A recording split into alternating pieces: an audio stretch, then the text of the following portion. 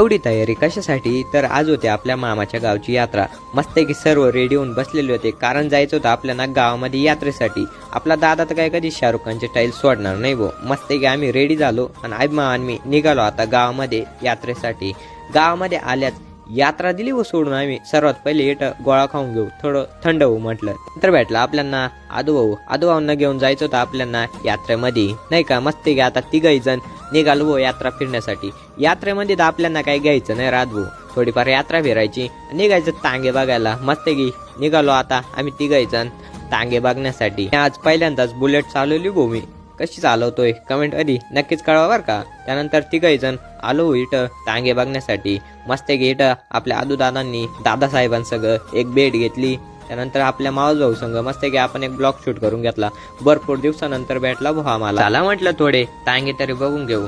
इथं मस्त की आम्ही एक दोन गाड्या बघितल्या आणि परत निघालो आम्ही गावामध्ये यात्रेसाठी। मस्त की आलो आता गावामध्ये वैभव दादाच काम चालू होतं, ते म्हणजे अनुबाईला बावलं घेऊन द्यायचं। मस्त की अनुबाईने तिला बावलं पसंत केलं आणि मस्त की आपल्या वैभव दादाने तिला बावलं घेऊन दिलं। बावलं कसं कमेंट मध्ये नक्कीच कळवा का। हे बावलं तर हिचे एवढं दिसत होतं भाऊ। त्यानंतर आपली योगदाई मस्त की भांड्यांचा सेट घेत होती, हिला पण कळत नव्हतं भाऊ हा सेट घेऊ का तो सेट घेऊ। मस्त की न एक सेट पसंत केला, तो घेऊन टाकला। यांचं तर वेगळंच चालू होतं, घरूनच आल्या गावामध्ये आणि इथं गळा भेट घेत आहे। खरंच सर्व फॅमिली संघ असल्यावरती किती मजा येते ना। तुमची पण अशी फॅमिली आहे का, कमेंट मध्ये नक्कीच कळवा बरं का।